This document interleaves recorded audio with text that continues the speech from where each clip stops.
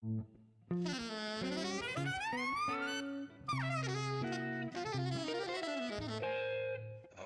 Jazz.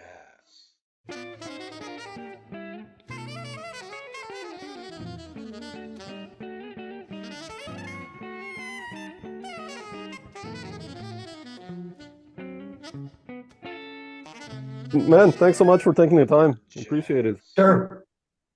You know, I have you on so many records, and I've talked to so many people you played with. So I was like, man, I have to drop you a line. So, Yeah, for sure.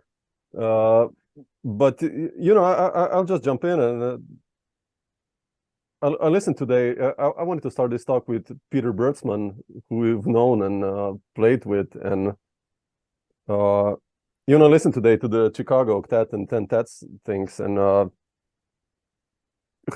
one question, like how important was... Sorry, man. Hold on a second. sure, I no worries. just muted you. I'm trying to get. There we go. Okay, I can hear you better. You hear me better? No, I wanted to Yeah. ask you about Peter Brötzmann, you know, who passed away, and you know, I obviously have you on the Chicago octets and tens records, and I listened to them today. And what was your story with Peter, and how important was he, especially, you know, for I think for this revival of the Chicago scene in the mid-90s? Like, what's your story with Peter, actually? Well, you know, I first met Peter at Creative Music Studio in Woodstock, New York, in like At Carver, okay. yeah, maybe 70. I don't know. Time frame gets a little confusing, but probably like 76. Already, wow, I didn't know. Yeah, and he came out there and played, and that was the first time I met him. He probably didn't remember it when I saw him again in the 90s. You know, I seen him play, you know, concerts, but there was in Chicago in the 90s, I can't remember the date. I'd have to go look it up on my other computer, you know, because I have some archival material on there. Oh. But there was sort of like an FMP in Chicago festival that was organized by maybe John Corbett. Okay. And I'm not 100% sure of that, but probably that's who it was. Maybe Ken was involved. But let me see. A bunch of the guys came over. Paul Lovins, the AAM came over. Is it AAM or AAM? AAM. And Peter came over, and Peter Koval, and All these guys. yeah, there was a lot of people here, and they came into town and did some concerts, and then there was a day where they collaborated with us. So it was a little bit intimidating. I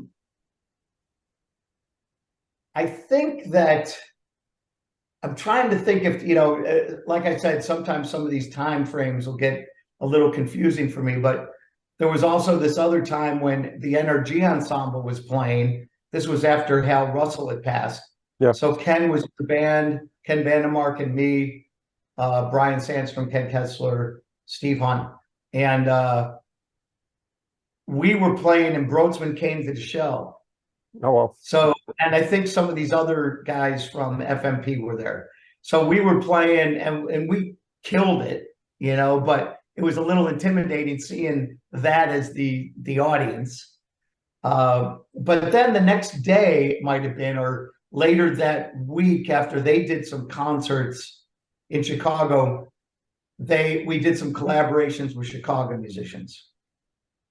So the way they opened that show was a duo with me and Peter. Oh man, okay. And that was the first time that we had actually played together. And it was, you know, this was before Peter had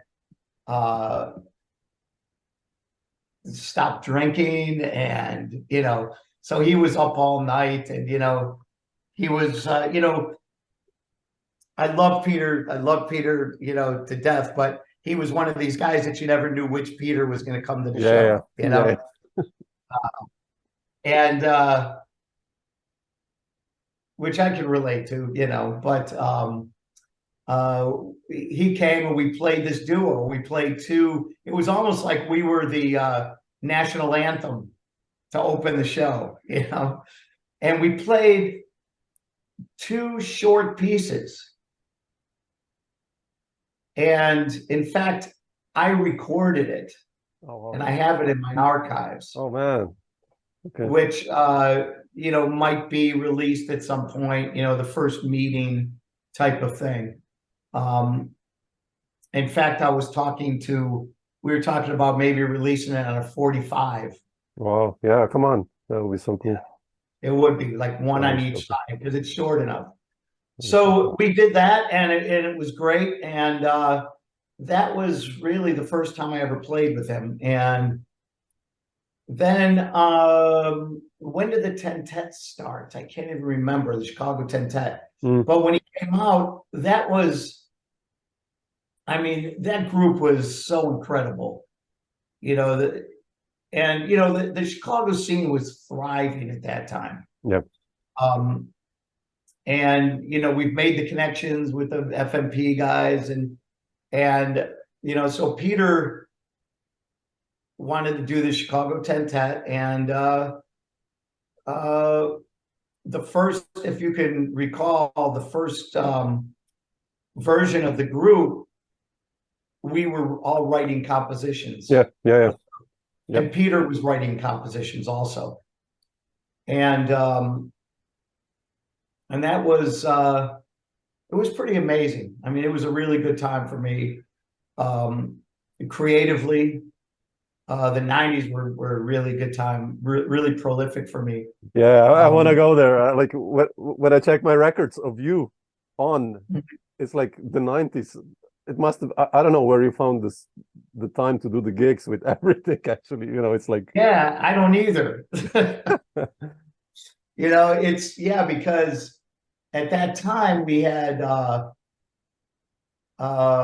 was playing with Vandermark 5, playing with NRG Ensemble, and I was actually leading the group at that. Well, Hal Russell passed away, I think, in 92, maybe, in 93. Maybe 93. So, but I was playing a lot with him. We were playing duos, and we were doing the NRG Ensemble. And at that time, the NRG Ensemble, Hal was finally getting recognized for the first time of playing that kind of music. And we were going to Europe and playing some shows and recording. We did those records with ECM, the Energy Ensemble, Hal Russell's Energy Ensemble. Then when he passed, he had told me he wanted me to keep the band going because he had a heart attack in Fussen, Germany, on stage. And afterwards we talked, and he wanted me to keep it going. So I did. And so I was playing Energy Ensemble. I was doing my group, Witches and Devils, which was playing Albert Ayler tunes. Yeah. I love it, yeah. Liquid Soul, right? I started Liquid Soul in like 93. And we were playing every Sunday in Chicago. And then that blew up. And, I was doing Vandermark 5. Ken and I were doing Chingali, our duo. Ken and I were we did so many projects together in the 90s. It was really good. And then what happened was I became so busy with like Liquid Soul, really started blowing up. Yeah. And, we went from playing this small club in the Elbow Room that fit maybe 100 people tops. And there'd be lines down the block. And for some reason, we drew all the it was the thing to do on a Sunday. And we'd get all the athletes, all the Chicago Bears, they'd fly in after they play a show and come down, because it was the thing to do, was come down to hear Liquid Soul on a Sunday. And it was a scene. It was a big scene going on there. And, you know, the Bulls would come down, Chicago Bulls. And then we outgrew that room and we went to the Double Door, which holds 500. Oh, okay. And we'd sell that out every Sunday, and there'd still be lines down the block. Like, I think our capacity, we did one night, we crammed like 900 people through that place on a Sunday night. Wow. So we were doing really good. We started touring. You know, but that's a whole story in itself. Yeah, you know, sure. Yeah. The Liquid Soul story. You know, with Dennis Rodman, you know, having us play his birthday party, which I was actually on tour with Peter Brötzmann Tentet in Europe, and we flew back, and I got picked up at the airport, and they're like, "Oh, Dennis Rodman called, and he wants you to play his birthday party." And I'm like, "Okay, cool. When is it?" And they're like, "Tonight." You know, so I got everybody together, and we played the party, and it was just like nuts. I can only imagine. Yeah, I can. Yeah, and we were his favorite band, and we started playing. We did all like the victory parties for the Bulls when they were winning championships, and wow, I didn't know that. would come down, and it was a really vibrant time. And you know, then went on tour. We would play 200 shows a year. Wow, So man. the reason I was mentioning that is that it got to the point that I was so busy with Liquid Soul, and I had to keep, you know, when something's blowing up like that, Yeah. you know, and you're playing shows with, you know, Sting opening, you know, at Madison Square Garden and Central Park, you know, it's like you got to keep it going, you know. And we were headlining festivals internationally. You know, we were the first group of our kind, you know, acid jazz, for lack of a better term, to play Newport. And, you know, so and we went to Japan, did Newport Jazz Festival in Japan, which was pretty awesome. But anyway, I got so busy that Ken and I had this discussion, and it was like, you know, Ken wanted to take Vandermark 5 and start touring more, because Vandermark 5, we were playing every Tuesday in Chicago, a residency. And things were starting to happen for that. And Ken was like, you know, I want to take it on the road, and you're getting really busy. And then Ken started getting busy with Vandermark 5. So I had to leave. I had to leave Vandermark 5. He left NRG to, you know, to really focus on Vandermark 5, to focus on these other projects. And same with Witches and Devils, you know. He would still do a few shows, but you know, that group I sort of put on hold pretty much. Witches and Devils and NRG, we would do it ended up where we were just doing a handful of shows every year for a while. This was like later, you know, late 90s, when NRG started doing less shows. Because we were touring a lot in Europe too. It was great. Yeah. So yeah. So that's what happened there. That's how I left the Vandermark 5. And it was all, you know, it was all cordial and everything. It was just that, you know, you're getting busy, I'm getting busy, you know, we can't do everything. Sure. Even though I'd like to. And I try to. It's funny, like I would, you know, I'm a huge basketball fan, but and a jazz fan, but I would never think that I would hear Peter Brötzmann and Dennis Rodman in the same sentence. Actually, I know, it's pretty crazy. That's like, what? Yeah, and then we got nominated for a Grammy, you know, for Best Contemporary Jazz Album. And So that was that was pretty awesome, going to the Grammys and walking the red carpet and, so it was a vibrant time for Liquid Soul too. And at the same time, I was juggling, still trying to do the improvised music. Yeah, exactly. And I was able to do it for a while. And, I mean, up until 2000, oh man, I'm starting to remember all these things. Till 2004, I was still doing the Peter Brötzmann Tentet. Wow, so late. I can't remember when the Tentet. Yeah, I can't remember when it started actually, but I was doing Liquid Soul and still doing the Tentet. Somehow I made it work until, and then I had to leave the Brötzmann Tentet. Sure, awesome. Yeah. How did you get? I mean, I wanted to come to this later, but since we're talking about Liquid Soul, like, where did the initial idea come from to form that group? Because it is a unique unicum, kind of. If I look at it, still nowadays, obviously then things followed, but like, yeah, what was the impetus for it? I always, well, if you know about my background even before those days. I also want to go there because there are some things. Yeah. Like, really? What were you doing on that stuff? But like, yeah. Well, there's a side of me that's like the rock side. Yeah. Like, I don't know if you know about all that stuff, but in the 80s, late 70s. Well, I don't know how you want this interview to go. So it's a free impro, man. It's a free impro. So yeah. Like, wherever okay. we go. Yeah, it kind of leads up to this actually, up to the Liquid Soul, why I did it. So in the 70s, mid 70s, I was living up in Woodstock. I was at the Creative Music Studio. Went there twice. Okay. Yeah.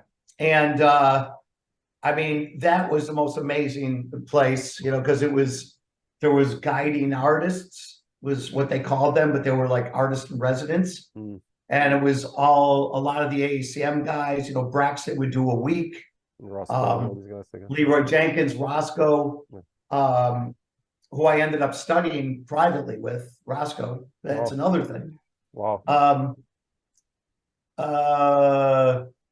Kalaparusha, Don Cherry, Jimmy Jufrey, Jack DeJohnette. I mean, there was all these people there. And each week, one of them would be the artist in residence. There was an ensemble that you have to audition to get in. So they pick only so many sax players, so many trumpet players, so many, and then they form an ensemble.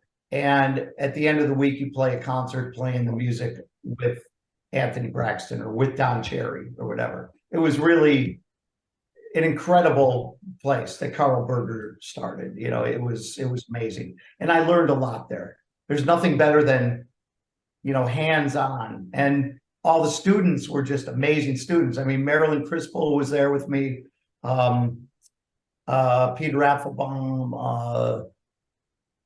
Ralph Carney.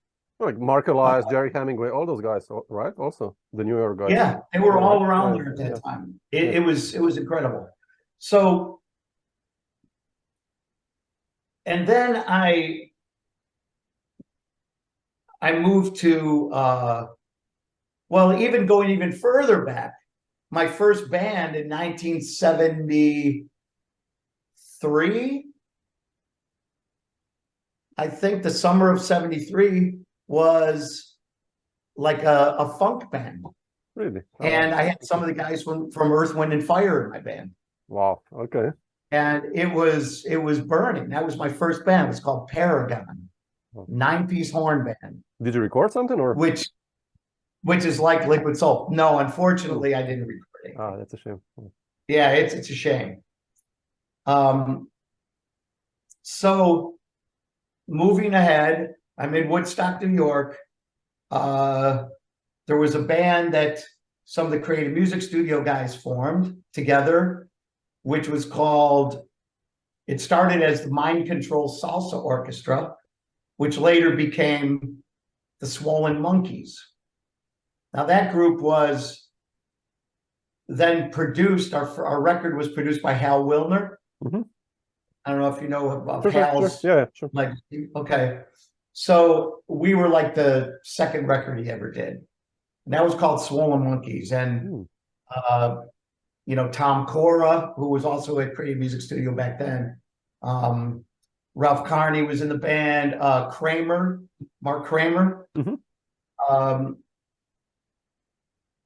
So I'm sorry, I'm jumping all over the place. Oh, no, go for it. Yeah. Nice to hear. Okay, so and that group was like this kind of mix genres, but mostly like Tex-Mex and polkas and weird, so many weird things, but played by free jazz musicians or creative musicians, I should say, you know, coming from Creative Music Studio, you know, and it had these grooves, but really, really bizarre. If you could ever, there's some stuff out there. We did 2 albums called Swollen Monkeys. So anyway, from there, I had moved to New York. We were still doing some Swollen Monkey stuff. We'd have people like Frank Lowe, Philip Wilson sitting in with us, David Sanborn, you know, like all of them together. It was incredible. And then I was in New York, and one day I got a call from Michael Matler. And he's like, yeah, we, you know, Carla Bley and I, we really like your playing. We heard you up in Woodstock a lot, Creative Music Studio. And we might be looking for a tenor player. Really? Wow. So they said, are you available? And I was like, yeah, of course I'm available, you know, and I'll make myself available. So he said, okay, I'm going to get back to you. About 20 minutes later, I get a call from this guy named Chris Butler, who was from this band Tin Huey in Akron, Ohio. And he started this group called the Waitresses. And he called me and he said, I got a record deal with Polygram Records. Oh, wow. Or maybe it was Z at the time, distributed by Polygram. I can't remember because we were eventually on Polygram. And he said, would you like to be a waitress? You know, would you like to join the band? And I was like, well, yeah, but I just got a call from Michael Matler. So if that doesn't work out, I'll do the Waitresses. So a couple hours later, Michael Matler calls and he said, he goes, you know, we really like to play, but we're using this guy that has done shows with us before. That was our sub, but we didn't know if he was available because we couldn't reach him. So we wanted to see if you were available. So they were using him. So I got off the phone. I called Chris Butler from the Waitresses, and I did the Waitresses, which started this. They were the Waitresses. We have a big Christmas song that still gets played like ridiculously every year. I Know What Boys Like was a big hit of ours. A few other things, and that band kind of blew up in the 80s. This was probably 1980. I don't know, 1980, 81, something like that. I can't remember the exact years. So then we became a touring band. And you know, it's funny how you come to a crossroads in your life and in your career, and one could have been Carla Bley Band, which would have done, who knows where I would have gone from there. Yeah, exactly. Yeah, and then all of a sudden I'm on this, you know, new wave post-punk scene in New York, you know, which I was living in New York then and playing shows at a lot of the lofts, you know, the free jazz lofts, Soundscape, Squat Theater, Haraz, CBGBs. You know, I was doing stuff with Fred Frith and Laswell. They were all connected, right? Like I know I spoke to. These were kind of all connected. This post-punk scene with jazz, because Bobby Pravitt and Elliot Sharp, they all kind of played. Yeah, Gibson, Elliot. right? You know, we ran into each other. We became really good friends. Yeah. It was, and that's the, you know, in New York at that time, it was really vibrant, and you could hear it in the music, like the rock groups, you know, all these punk groups and post-punk groups were collaborating, and we're all hanging out with cool. like, you know, Don Cherry and Ornette, and they're coming in, and all these like free jazz guys, you know, going to CBGBs, hanging out, listening to music. It was just a scene, and then playing. You know, at the end of the night, you're like, all right, let's go play, you know, and we'd go to somebody's place and just jam. And you could hear it in the way music changed then. You know, all of a sudden, rock music has screaming saxophones in it, you know, which was happening, you know, this was all late 70s, actually. Yeah. There. The no wave scene. And then, you know, in jazz, you start hearing more guitar and some more rock influences in that, you know, and it's a really vibrant time. Everybody just hanging out. And everybody was open-minded. That's the only way things work. Yeah. You know, people have to be open-minded. It's not like, this is my stuff, you know, this is my art. You know, you have, you know, keep away, you know, no, it's collaborations is how music changes, in my opinion. And so from there, I was doing the Waitresses. We had 3 albums out, touring. And then I got asked to play with Psychedelic Furs, which I'm still playing with. In fact, I'm leaving for tour in 3 days. Oh, really? Oh, wow. That's incredible. Wow. And this was 1982. Wow. And they had a sax player named Gary Window in the band, who you might have heard of. Yeah. Yep. And he couldn't do this Australian tour. I was still in the Waitresses. They asked me to go to Australia. I said, okay. So then me and Gary played a bunch of shows together. Then I went off and did the Australian and New Zealand tour by myself. And then the Furs wanted me to stay. And they got rid of Gary. That's kind of the story in a nutshell, you know. But the Psychedelic Furs became a top 20 band. Wow, that's incredible. And, you know, we play 20,000 seats every night, you know, doing the big tours, bringing our own lights and own stage and semis of, you know, sound systems. And, you know, it was great. And I did Billy Idol at that time. Yeah, I saw that. Yeah, I couldn't believe it. You know, because I've known you mostly from jazz and improv music, right? And then the other day I checked. I was like, Rebel Yell? Is that a mistake or not? And then I checked, it's you. No, I'm on that album, and I did a handful of shows with the group, and that was crazy, wild. And you know, during that time, I also hooked up with Duran Duran, really, and Power Station. Yeah. And the way that happened, I mean, I was going to leave the Furs. I don't think the Furs even know this, but I was going to do Duran Duran. We worked out a contract, and they were like the biggest band. Oh man, you know? they were like, the shit. They were fucking huge, man. Yeah, sorry. Yeah. And so I was going to do that, and then they broke up. And at that time, and they split into 2 things. One was Power Station, the other was Arcadia. And I did Power Station with Robert Palmer, John Taylor from Duran, Andy Taylor from Duran. And I played on that album, which actually went to #1. I wish I had royalties on that. but no.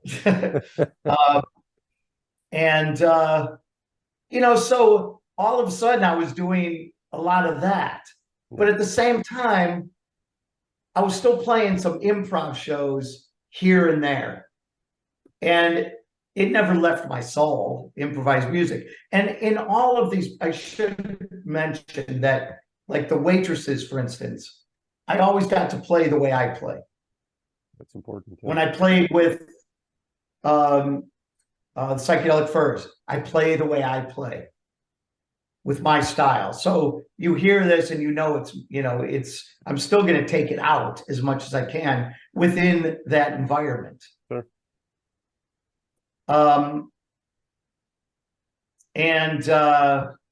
I did a duo record with Hal Russell during that time, like 1980, when I was in the Waitresses. So I thought it was important to bring you up to date with that stuff. But sorry, Mars, you were located in New York back then, in the 80s? I was living in New York. New York, okay. Yeah. Okay. I lived in New York for, I don't know, late 70s till like end of 89 or 1990. Okay. And then I moved to Chicago, which is where I'm from originally. Oh, okay. So I moved back to Chicago. I'm remembering some other things in this period that. Oh, go for it, please. Yeah. Again, the timelines get confusing. I'm sorry, but I've got to figure this out at some point. But I had moved to, I think it was after one of the Creative Music Studio, after the first time I went to Creative Music Studio, because I went twice. And I was doing music copying because I had a really good hand. And I was Anthony Braxton's music copyist. Really? Oh, wow. I did Abdullah Ibrahim's copying, Muhal Richard Abrams, wow. Roscoe stuff. I got hired by the Newport Jazz Festival to do all the copying for the big bands. And that's how I was making my living when I wasn't, when I was just playing free jazz. This was earlier. And one of those, this is like in the 70s still. I'm going back to the 70s. And I went to Colorado for a while. And there was no free jazz musicians in Colorado back then. But I lived up in the mountains, and I ran into this guy's trumpet player named Hugh Reagan. Yeah, man, I love that guy. Yeah. Yeah. And we were like, holy shit, you're into this music, So we formed a band called Corner Culture, which I'm digging through. I think there's a tape of that group. I think there's a cassette that I have somewhere that I recorded. I just have to find it. And we would play, we called ourselves Corner Culture because we would just play on the corner outside in Boulder on the street, playing this crazy music and, dressing up and doing weird things and painting our faces and doing all this weird shit. But it was, and we played, we played some art ensemble tunes. We played some original stuff. We played Braxton tunes, things like that, So, yeah, so I have an association there, but I don't know if that was important, but it kind of is. It was another period. Yeah. I mean, it's incredible. Yeah, because Hugh and I still do things every once in a while together. So where was I? I was in New York, and besides picking up all these things, I also picked up a nice drug habit while I was there. Oh shit! Of course, you were part of the rock scene, right? So yeah. And the bigger the band, the more drugs and alcohol and whatever they give you, For sure. And which is no excuse, really. It's just, so I got a bit strung out and had to leave. I just, left New York, came to Chicago. Okay. Which I'm going to fast forward, but I've been sober for a long time, like 20 years. And I help I like to help other musicians that need help and want help to get into recovery. You know, I do some work with Music Cares, which is a really good nonprofit organization in the States. So I just wanted to throw that in there because it's important to me to give back, you know, with a lot of things. So I moved to Chicago, and I was here doing, you know, the NRG ensemble, which I was always kind of doing a show here and there with Hal, because Hal and I started playing in the 70s. Already, wow. And yeah, we did a lot of stuff in the 70s. We had the NRG ensemble, which had different names. We had the Hal Russell's Chemical Feast. We had Hal Russell's Urban Picnic, and then Hal Russell's NRG ensemble. And we just stuck with that name. Yeah. But I did a lot of that in the 70s with him. Before I went to Woodstock and all that, you know, that's what I'm saying. Sometimes I'm like, how did I cram all this stuff? Yeah, it's all connected, you know? Yeah. It's all connected. Yeah, it's all kind of a mishmash for me. I'm sure drugs and alcohol doesn't pay to definitely is contributing to me trying to figure out exactly when these dates were, you know. So let's see. Oh yeah. So going back to why and how I came up with the idea for Liquid Soul. Yeah, yeah. It kind of makes sense now. What you explained now, yeah. actually. So yeah. So I enjoy playing rock music, funk music, hip hop, free jazz, straight ahead. I love music, and it's all a part of me, world music. And I've always played all those different genres. Not, you know, I didn't do the rock scene because I thought I would make more money than I would playing free jazz. No, it was because I really enjoyed putting my voice in that situation. Yeah, you didn't play the corny 8-bar shit saxophone solo. Yeah, I mean, I'm sure I did at some point. But yeah, but for the most part, I did, you know, what I do. And so I went to, so the idea of Liquid Soul, I had a group called Act of God in Chicago. And it was playing kind of funky, I hate to say smooth jazz because it had a little more of an edge of it. And it was kind of before that, but it was a little more accessible to wider audiences. And but it was, you know, it had some funky grooves, some jazz grooves in it. And we played a lot around Chicago at this time. This was like 1989, 1980, like right after I moved here. I mean, 1990. 90, yeah. Maybe 91 too. We did some stuff. No, yeah. And then when I decided to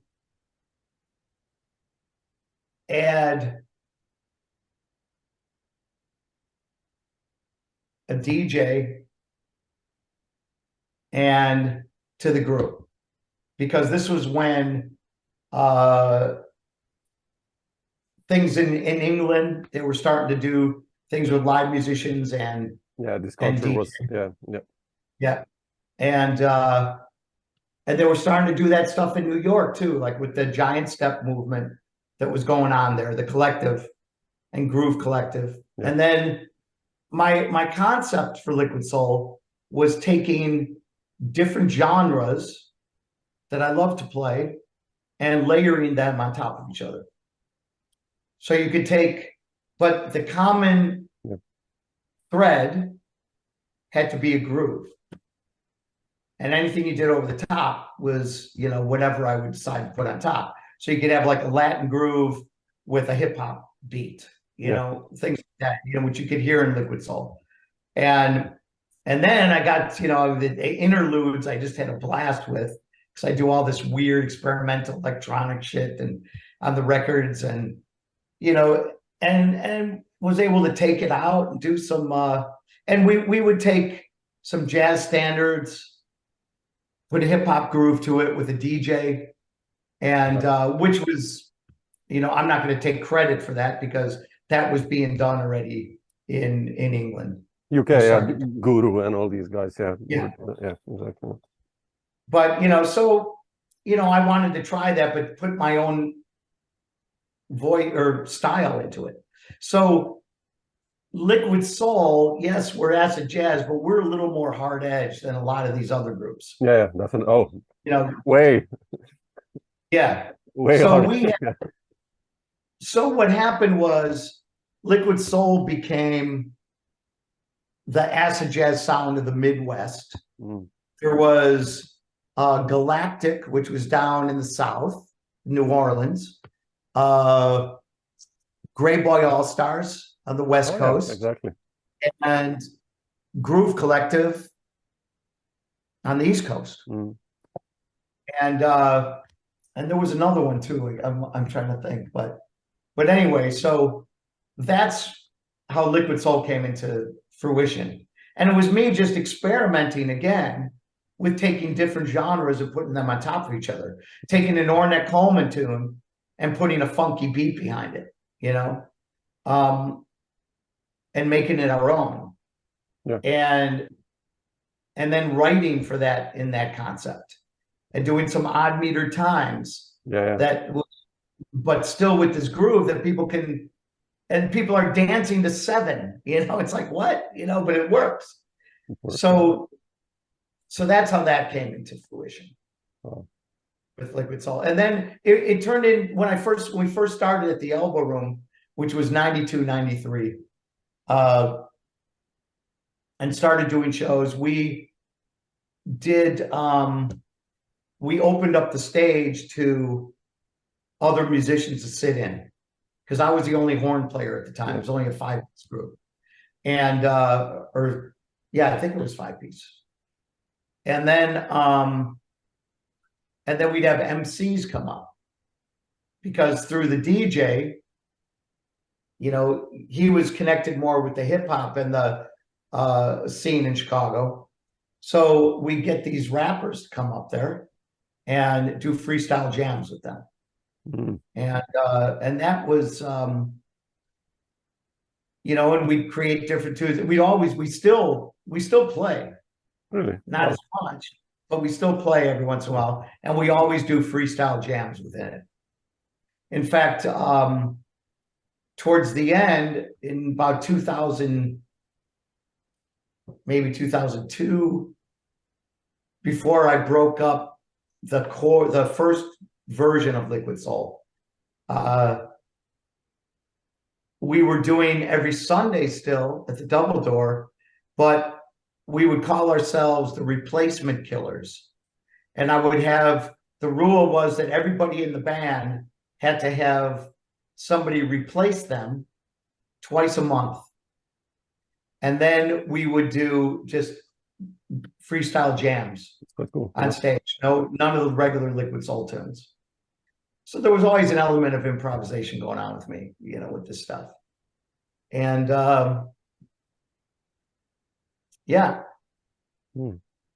But what else happened during that time? We ended up going to MERS and killing it down there with Liquid Soul twice. In fact, the second time we went to MERS, we had the biggest attendance of any act that ever played in that tent.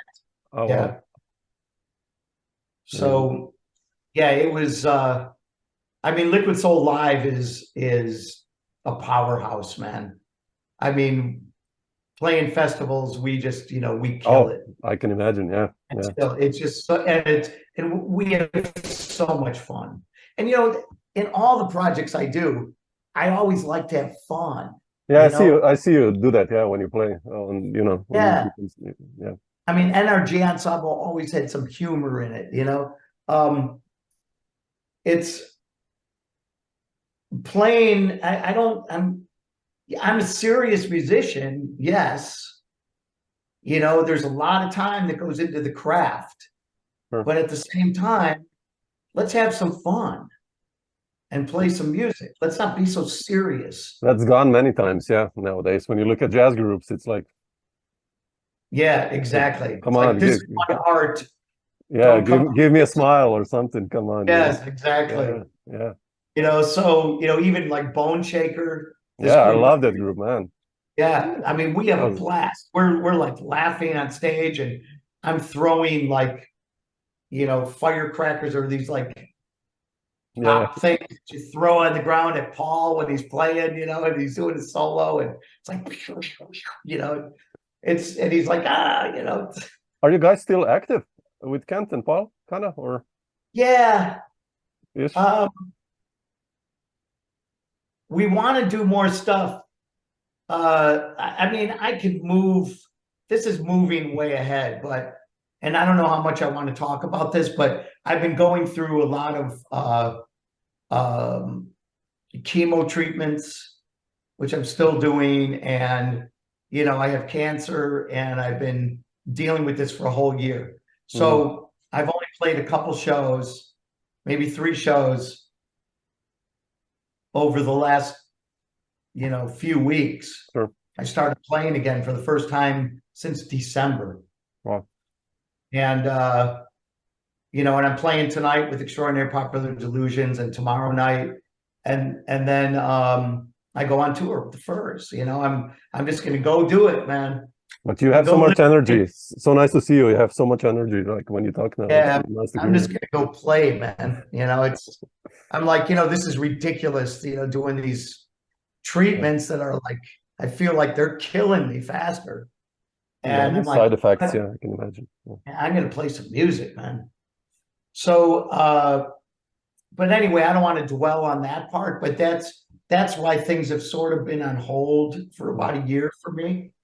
I just talked to Paal. We might do something in December. Beautiful. Okay. Because I'm going to be going to Norway, to Trondheim, to do an Isler Christmas there. I'm not going to do. Yeah, I'm not going to do a lot of Isler Christmas this year.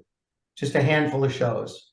Well, since we're at that one, sorry, where did the idea for Isler Christmas come from? Because I know you've been doing them. I love this, like what I've seen and heard. You know, it's such a cool idea, man. If you're cool with it, and the people listening are cool with it, you know, we're jumping like way ahead here. But so I had the group Witches and Devils, which was an Isler tribute band, or for lack of a better term, and we play Isler tunes. And one day I was playing, you know, charting out some stuff for you know, Isler heads, and I was playing along. And I heard Isler do this thing in his solo, and it sounded like, what's that song, Merry Gentleman or whatever? Merry Gentleman, something. Yeah. You know? And I heard him like in his solo, like, and then he went off somewhere else. And I was like, wait a minute, it's a Christmas thing. And I started playing along with the record and playing this Christmas song, and it worked. And then I started doing this, and I was like, oh my God, this could be something here, you know? So one year I decided to take it, you know, all the way, and start taking Christmas songs and doing them in the style of Isler, but not just in the style, but kind of like with Liquid Soul, like layering them on top of each other. You know, there's times where we might just play, you know, the first part of an Isler tune and then go into a Christmas song. Sometimes there's a Christmas song over the top of an Isler tune, you know. It's ornette, I love that. It's so cool. Yeah, and it just, you know, I put a lot of time into that project, man. It's, you know, writing charts and figuring out what works with it and what doesn't. And, you know, it just, you know, I put out 5 albums. I would tour it. You know, first we were just doing Chicago shows. And it became, and it still is, like a tradition in Chicago. at Christmas, all the free jazz musicians are all there, and it's great. It's a party. It's a Christmas party. You know, we have lights all over and Christmas tree, and you know, and we're wearing Santa hats. You know, this is on the Chicago shows, and it becomes a whole party. You know, for all the people in the audience and for the band. And because again, it's fun, you know, it's like, it's serious music. I mean, we're blowing our asses off and it's creative music, but we're having a blast, you know? And I give guys directions that, like, you know, during your solo, you can introduce a Christmas song at any time. And then we have the option to follow that, you know, or not. You know, so guys will all of a sudden come in with like the weirdest Christmas songs, you know, like I Kissed Santa, you know, under the mistletoe. And I'm like, what? You know, and a lot of people might not know it, especially when you go to other countries or something. But, you know, I think that happened. Fred Lonberg-Holm did that.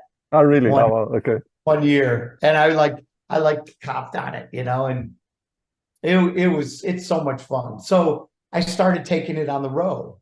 And the cost of touring is so ridiculous that it's crazy. Yeah. That I thought, you know what, I'll just take these charts and write them really clean and then send them to musicians in different cities.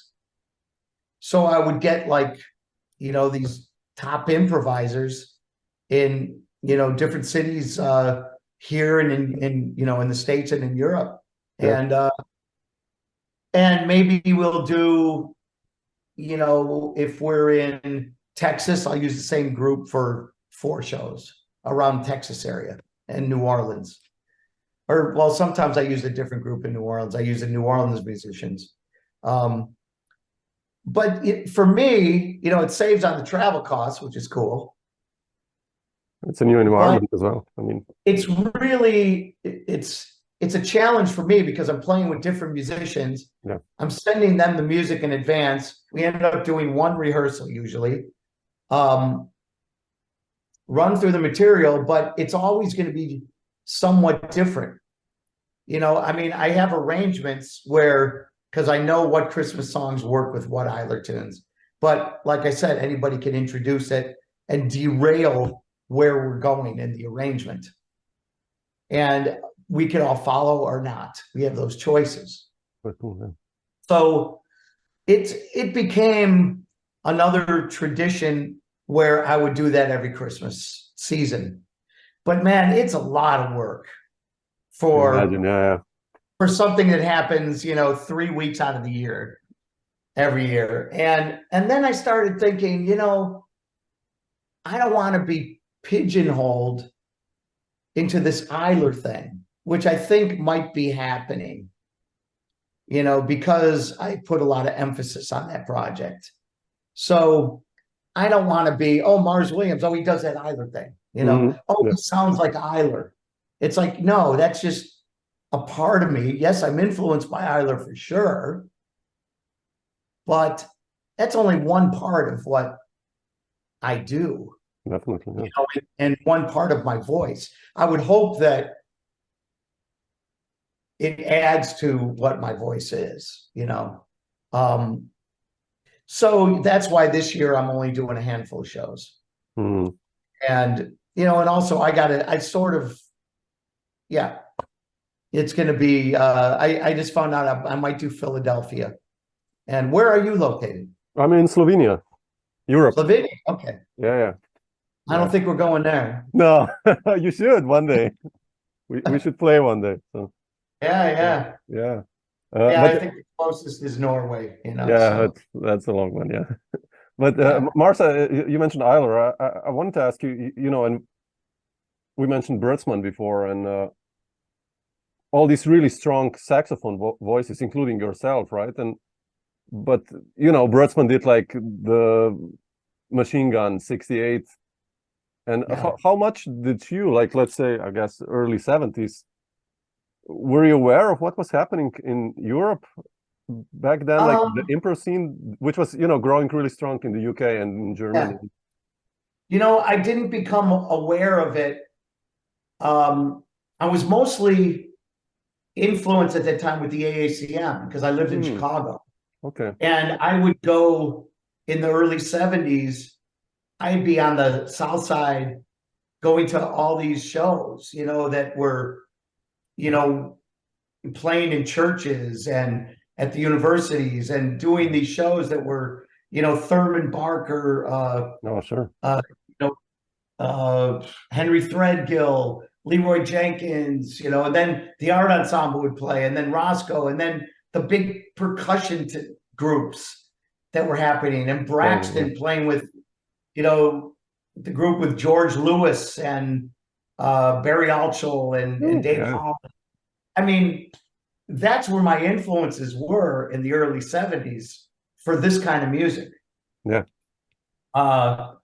And until I went to the Creative Music Studio, that's when I found out about what was happening in Europe. Europe, okay.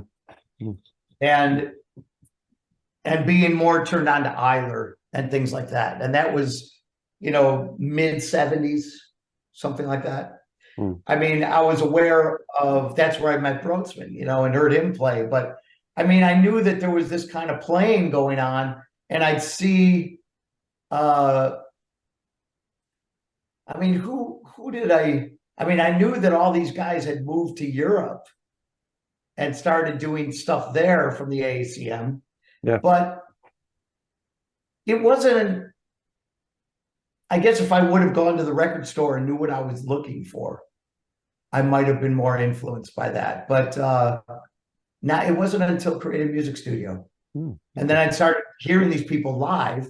And then there was the big record collection at the Creative Music Studio from all these different artists that, we had access to that. And I'd be listening to this stuff. And somebody would go, "Oh, like this? Well, you should listen to this," and, you'll be sitting there, smoking a joint with, Leroy Jenkins. And he's like, "Oh, that's you so like cool. this? What's playing? Man, you should hear this. You should listen to this. You'll really like this." And then we put on that record. I'm like, "Holy shit. Where did this come from?" And so, and then, by moving to New York and that whole downtown scene that was going on. Yeah. I was very influenced with that, like John Zorn's game pieces. And, I mean, I utilize a lot of those techniques in composition still.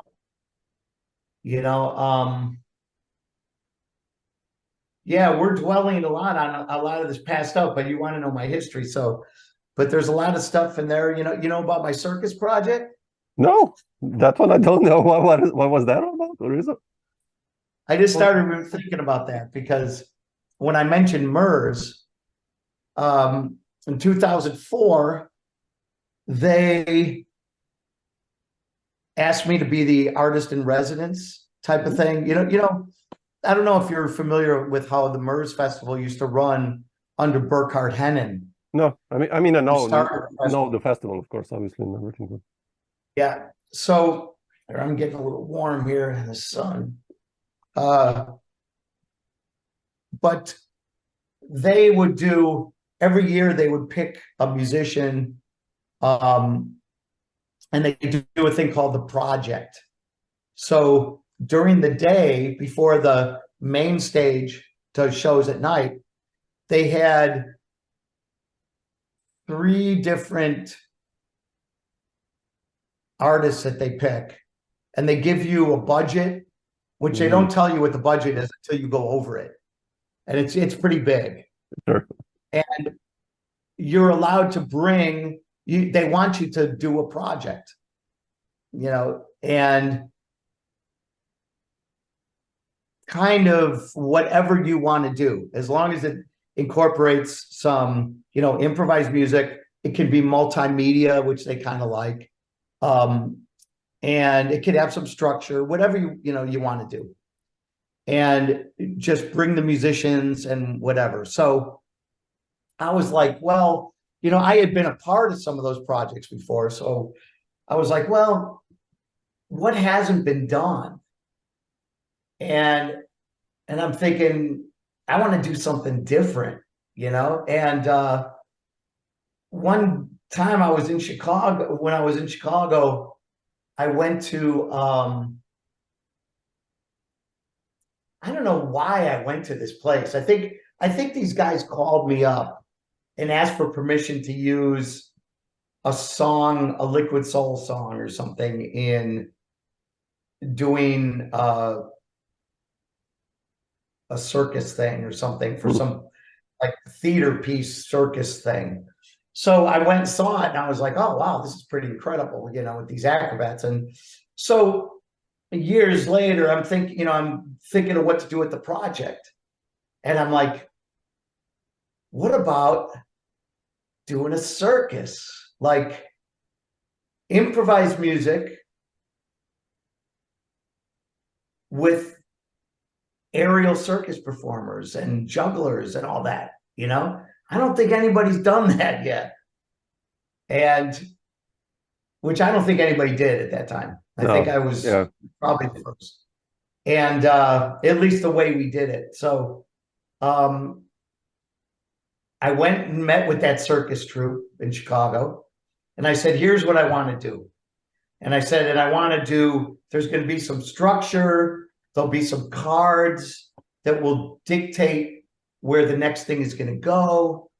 There'll be some written themes, but a lot of improvisation. And they're like, well, we can't improvise. And I'm like, what do you mean you can't improvise? And they're like, well, because we could die. They're like, if we're up on a trapeze and we're improvising, the other person might not know, or whatever, we're going to be out of sync. So I met with all these acrobats and I did workshops with them. Wow. And I would play and I taught them how to improvise. And I was like, you have your routine, you have your little things that you do this and you go to this and you do this and you go to this. So now just take those things and put them in different spontaneous orders, Yeah. So I put together this thing, it was called Soul Sonic Circus, and with a circus dog and acrobats, and the musicians, I chose the musicians that were improvisers, but had fortes in different genres, like Rob Wasserman, who played bass with Lou Reed and Grateful Dead, and I had him on bass. I had Ken Kessler on bass. I had Jim Baker playing piano and synthesizer. Oh, beautiful. I had Hamid Drake, Michael Zarang, and the drummer from my band X Mars X. I don't know if you know that group. No. That was, if you go to my Bandcamp page, okay, you could stream it on there. Okay, I'll check it out. Yeah, I know this one. You can't buy the CD anymore, but you could stream it and you could download if you want. So that's a cool group. That's with Wayne Kramer from MC5 in it, and so I had the drummer from that, who was more of like coming from the industrial kind of drumming. So I had these three great drummers. Yeah, wow. I had Hugh Reagan on trumpet. Wow. I had this guy from Cleveland, Ohio, named his last name was Miller. Can't remember his first name. Great trumpet player. I can't remember. Everybody was there. Fred Lonberg-Holm. Wayne Kramer from MC5 on guitar, plus two other guitarists. It was this big ensemble. I know I'm missing other people, but anyway, what happened was I composed this thing where I had cards that would be numbers that could dictate a written piece of music, let's say, or a theme. There was a circus dog that would bust through this hoop of paper, and when he would come through, the band would have squeaky toys. So we'd all be like, wait, oh my God. And the dog's like, squeaky toys, I gotta grab a squeaky toy. But there's so many. So if he chooses your squeaky toy, then you're activated to play. And then the ringmaster, who was supposed to be me, but I'll tell you what happened, that would choose an acrobat that would go up there, and that person would be improvising. If the dog picks another squeaky toy, that would become two guys playing, doing a duo with the acrobat. And then the ringmaster can throw in signals for different textures of the other musicians, bring in other people, maybe bring in a piece of music. But it was spontaneous, like to the point where a dog could tell you when to play. It was really pretty amazing, and everybody thought I was crazy. When I asked these musicians to play, they're like, "What the hell are you talking about? A circus?" And they're like, they told me this after. They're like, we thought you lost your mind. We thought, this is impossible. And then they said they had the best time they've ever had, doing this project. But this was a one-time thing, or? Well, I did other shows with Soul Sonic Circus, but never like this one because the budget wasn't there. Yeah. It's expensive to do something like this. But I did it with like Liquid Soul with guests like Jeff Parker for Lonberg-Holm, Avria Ra playing pots and pans and percussion. So that one we did a festival, and it was a little more accessible but that music was also accessible. I mean, the kids were just enthralled seeing this, thing in MERS. But what happened was I got in an accident where I got hit by a car, dragged by a car, actually, by some gangbangers, and broke 8 bones. And this was like 4 days before the festival I was supposed to leave. And so I couldn't go because I had a hole in my lung, so I couldn't fly. And so Fred Lonberg-Holm took my music and the thing, and he became the ringmaster. And he did a fantastic job. The last day, because we performed 3 shows a day for 3 days. And the last day I was able to fly because my lung sealed up. So I went out there and I got to see what I created.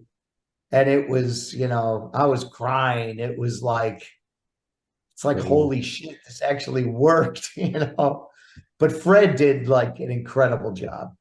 And there's some footage of that on. I have to find that. Okay. Very grainy footage. But if you put in Soul Sonic Circus, you'll see the one from MERS. And it's sort of like a edited down version of what happened, but you can get an idea. Crazy. And then there's another Soul Sonic Circus of a festival we did, the Folk and Roots Festival in Chicago, which is pretty cool. But it was so much fun. I mean, I'd fly. I'd be playing and be flying through the air, on this, it was incredible. I mean, I just had so much fun. And I'd love to still do it again, but it's just way too expensive. Yeah, sure. Yeah. It's getting musicians together and the circus troupe. It's crazy. We need like 20 grand to do a show, it's great. So, amazing. Wow. So we veered off track here, but I don't know.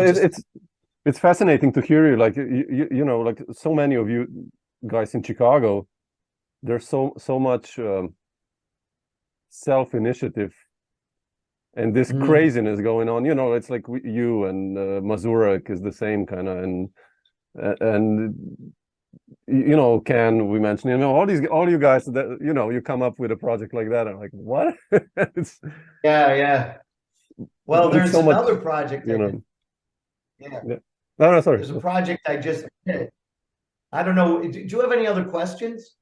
No, I kind of also went off track now. By this. Yeah. But no, it's kind Well, of covered a lot, so beautiful. Well, I'll talk about this one thing because it's something I put a lot of work into, and I got a grant to perform it. And there's this musician in Chicago named Steve Marquette, guitarist. He did some things in that group that Vandermark did, Marker. Okay. And great guitar player, an improviser, and he's also an organizer. But what he ended up doing is putting this connection with New Orleans musicians and improvisers with Chicago musicians. Okay. So twice a year, he does these festivals called Instigation Festival. And Chicago guys go down to New Orleans, and you do a bunch of mix and match groupings that he puts together, and then one big collective at the end. Same thing happens in Chicago with New Orleans musicians coming here. Sometimes, you know, throw in a New Yorker here and there, whatever, you know, it's sort of opened up a little bit. So in, oh God, what year was it? Maybe 2018.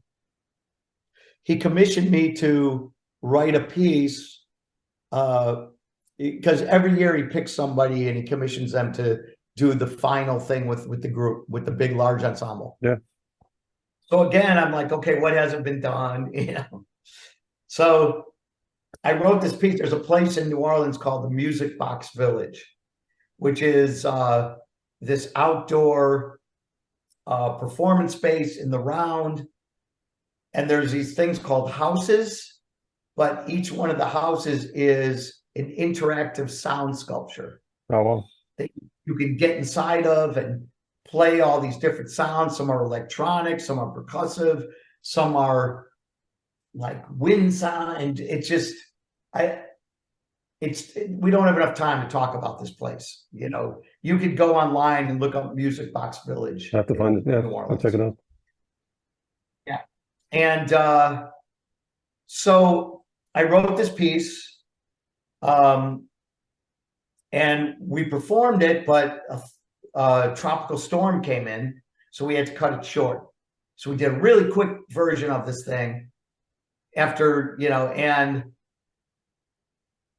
it was pretty amazing. And you know, Joe McPhee was on it, Vandermark, anyway, a lot of guys. I don't want to name drop all these people because there was too many people.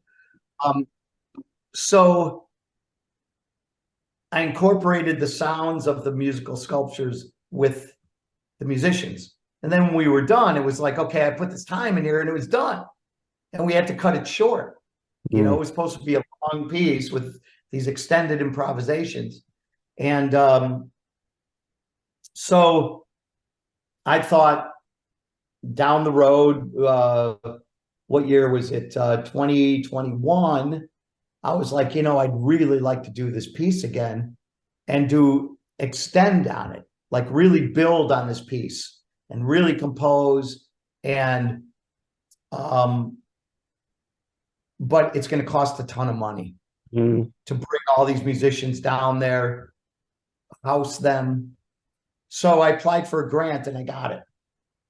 So, but I still needed another $17,000 or more. Yeah, about 17 to pull it off.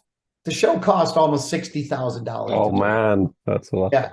Christ. Okay. So in 2022, last May, during Jazz Fest in New Orleans, I did this piece called Devil's Whistle. And it was an extension of what I had done before, but I brought in 17 musicians, used 14 interactive sound installations, 8 dancers.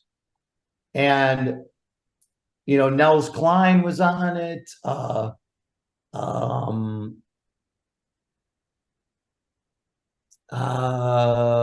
James Brandon Lewis,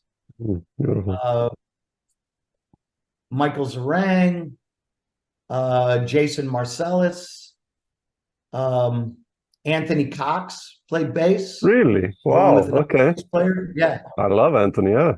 Beautiful. Yeah, he's an old. We go back to the early 70s in New Really? York. Wow. Okay. Yeah. Yeah, we were actually roommates together for a while. Really? So, oh, wow. Okay. Yeah, I'm going to see him in about a week or a couple weeks from now. Say hi to him. He'll know me. He'll know me. Okay, great. So I did this piece, and it was the piece was an hour, 15 minutes long, of where I had these written themes that are like grooves, and sometimes it's rocking, sometimes it's like some odd metered, you know, weird 7/6 weird bouncing off, and then utilizing, like, there was no real drums. It was all just these houses playing this percussion stuff. And we filmed it, 6 cameras we got. It's recorded, but there's no money to put this whole thing. We were supposed to do a documentary of it, which still will happen. It'll happen at some point. But it's probably the biggest thing I've ever done. Bigger than the circus. It was pretty spectacular. Wow. And I wish I could do it again, but you know, because it took me a year to put this thing together and to do one show. Yeah, that's crazy. And it was done. And we're like, oh, now I want to do it again, because now I would cut this shorter and I would do this and I would do this. But it was pretty incredible. And with the documentary is going to have, it's got interviews with the musicians. It's got me trying out the different sound sculptures and explaining them. It's got interviews with some of the artists that created the sound sculptures, the houses, the people that created the Music Box Village, you know, how they came up with the idea. So hopefully that'll come up at some point. You know, I got to find some more money to just put together the documentary, because, and just the performance, you know, because we have 6 cameras and it's overwhelming. Is there some stuff on YouTube as well that you could see, or at least a preview? No, there was nothing. I send you that. I did a version of it at Elastic Arts without the sound sculptures and without the dancers. Okay. And I just tied together the themes with improvisations and you know, cards and things, and it came off really well. And I'm like, you know, I'd like to do this at festivals in Europe, where I can get musicians that either go to the university, do a master class, use university musicians along with musicians that are on the festival. Yeah. And do this piece, because, you know, the way I have things pretty well, you know, there's structure. I like doing things with structure and then free. Yeah. You know, Hal Russell put this thing in my head that was like, all right, here's this thing, but this is a springboard to the free. Yeah, I love that too. Yeah. Yeah. Yeah. And I'm like, yeah, that's exactly right. And that's how I like to do things, you know. I love playing free improvised music also, but I also like to have a little bit of knowing, and, you know, telling the musicians just know where you came from in your improvisation, so that it's not, it makes sense in the overall piece, and then know where you're going. That if you helps know many where times. you're Yeah. going, your improvisation could lead to that. And when I bring in this other thing, Yeah. It's there, and then I could dictate what some of the improvisations are, tying together the different themes with different textures and, choosing what elements I want in there. And then they're sort of open as long as they know where they came from and where they're going. And I'd love to do this piece again and take it to another place. And I'd probably, knowing me, I'd probably rewrite the whole thing, but the whole concept was pretty amazing. And I put, it's like the Isle of Christmas. I put so much time into these projects. Liquid Soul, it's Liquid Soul. I was able to really take though, it had a long life, and it's, we still play.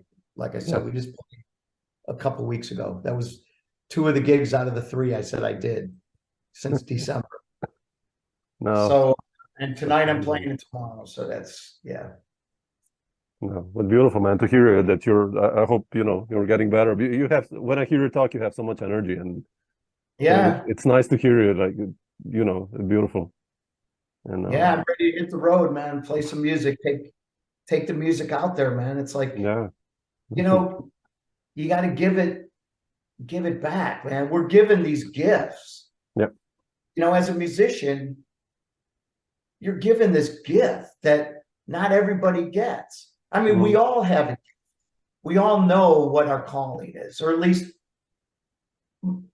some people don't ever figure it out. But the ones that do, whether it's, a pharmacist or, whatever, doing what you do, you have this gift of doing this, and then you develop it, you nurture it, and it's a burden. Yeah. Being a musician, it's also a burden because you're always trying to get better at it. And you're always trying to take it to the next level. But in order to keep that, and the rewards of it is giving it back.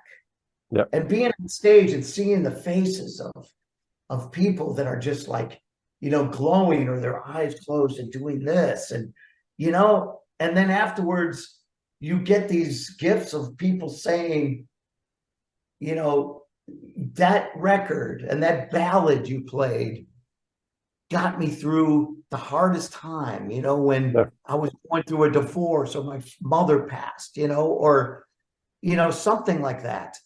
And that's powerful, man. This music is powerful.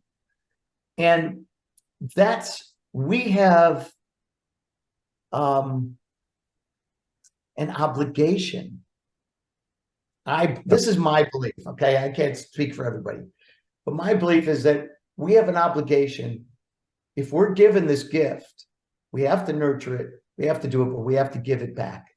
Yeah. We have to share that with people.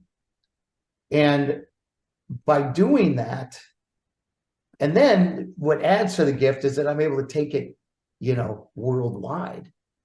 Yeah. And like with Psychedelic Furs, I'm going on tour, and it's like,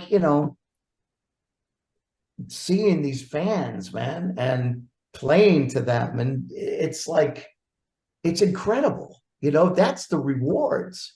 Yeah. It's, it's knowing that your music, this gift that you're given, and the best I play, and I don't remember this all the time, but I try to, is when I'm on stage and I think and I remember and I'm like, let me just be the instrument and let this flow through me without me thinking about it, or thinking I'm out of tune, or, the monitor sounds like shit, and getting caught up in that, or, the bass is too loud, whatever.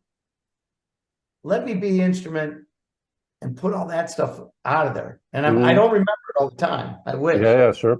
Yeah. But when I do, I feel it's the best I play. Yep. I agree. Yeah. So. Yeah. Yeah. Oh, beautiful, man. Yeah.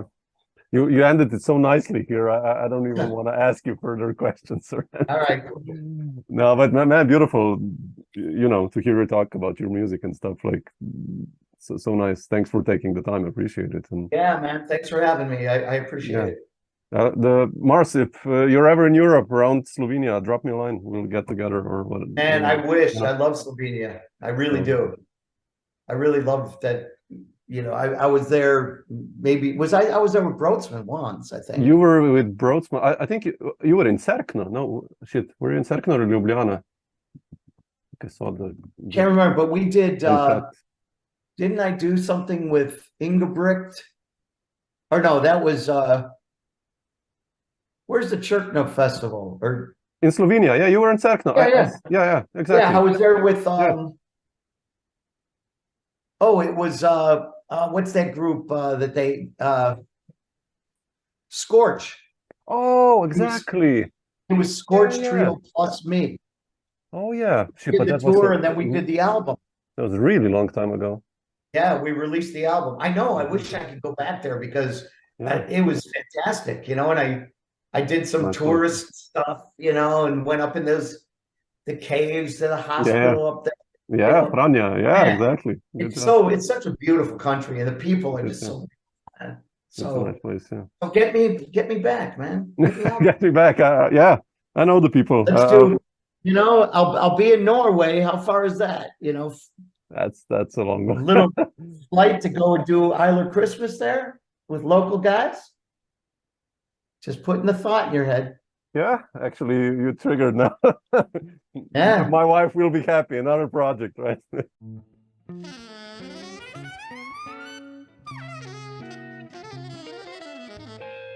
Haker Jazz.